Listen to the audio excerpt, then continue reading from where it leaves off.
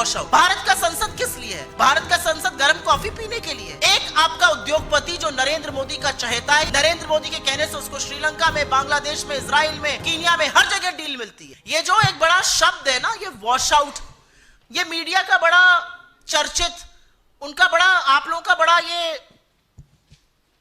प्रिय शब्द है, आपको बहुत अच्छा लगता है ये शब्द। और आपसे ज्यादा आपके जो कमांडो वॉरियर एंकर स्टूडियो में बैठते हैं उनका तो बहुत ही उम्दा प्रिय है, रोज ऊपर लिख के आता है वॉश आउट, वॉश आउट। क्या है वॉश आउट? और भारत का सदन क्यों है? भारत का संसद किस लिए है? भारत का संसद गर्म कॉफी पीने के लिए, एक दूसरे से गलबैयां करने के लिए। भारत के सदन में, भारत के संसद में जो सबसे गंभीर मुद्दे हैं, जो सबसे ज्वलंत मुद्दे हैं, उन पर चर्चा होनी चाहिए। एक आपका उद्योगपति जो नरेंद्र मोदी का चहेता है, ये सारी दुनिया जानती है। नरेंद्र मोदी के कहने से उसको श्रीलंका में, बांग्लादेश में, इजराइल में, कीनिया में हर जगह डील मिलती है।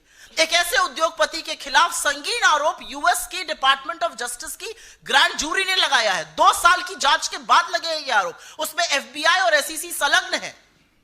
दुनिया भर के देश, Kenya, Sri Lanka, Bangladesh, Switzerland, Australia, America, सब जांच कर रहे हैं अडानी के खिलाफ। सब एक के बाद एक डील कैंसिल कर रहे हैं, उनका पैसा फ्रीज कर रहे हैं। और हमारे यहां हम ऐसा प्रेटेंड कर रहे हैं मानो कुछ हुआ ही नहीं हो। अगर सदन में इस पर चर्चा नहीं होगी तो चर्चा कहां होगी? क्योंकि इसके बड़े गंभीर परिणाम हैं।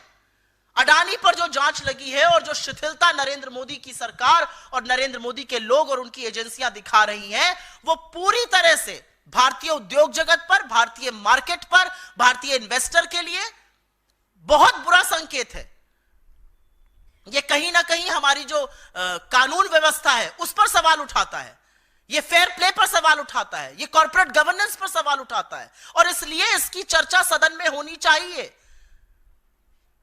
हमें मशक्कत करनी पड़ी थी जब इस सरकार ने मणिपुर पर चर्चा करी थी, और आप सबने देखा था कि 36 सेकंड मणिपुर बोलकर प्रधानमंत्री निकल गए थे।